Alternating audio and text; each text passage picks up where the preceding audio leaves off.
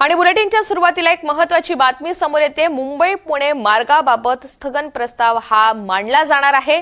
जयंत पाटील हे विधानसभेमध्ये स्थगन प्रस्ताव मांडतील अशी माहिती सध्या समोर येते। आजचा अर्थसंकल्पीय अधिवेशनाचा दुसरा दिवस आहे आणि मुंबई पुणे मार्गाबाबत स्थगन प्रस्ताव हा सादर केला जाईल, मांडला जाईल।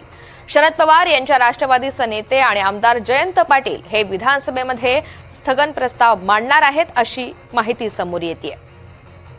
तर मुंबई पुणे मार्गाबाबत स्थगन प्रस्ताव हा मांडला जाणार आहे।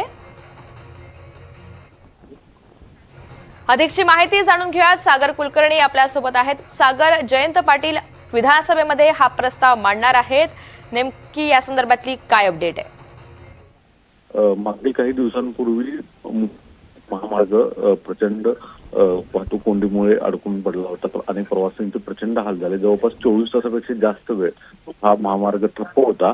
या मुद्द्यावरनं शरद पवार राष्ट्रवादी काँग्रेसचे नेते जयंत पाटील हे स्थगन प्रस्ताव विधानसभेत मांडतायत। अर्थात संबंधित विषय हा MSRDCच्या अखत्यारीत येतोय।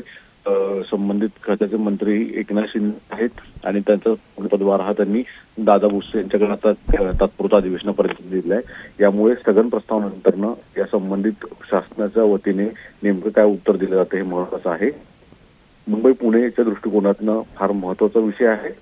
एक महामार्ग जो हजारो कोटी रुपयाचा खर्च करून बांधला जातो, पण अचानक ज्यावेळेस आपत्ती कुठली निर्माण होते त्यावेळेस पर्यायी व्यवस्थेचा उपलब्धता नसणं ही शासनाची कुठेतरी नामुष्की आहे आणि याच्या मुद्द्यावरनं जयंत पाटील हे आज या मुद्द्यावर विधानसभेत स्थगन प्रस्ताव मांडत आहेत। हो, धन्यवाद सविस्तर माहितीसाठी।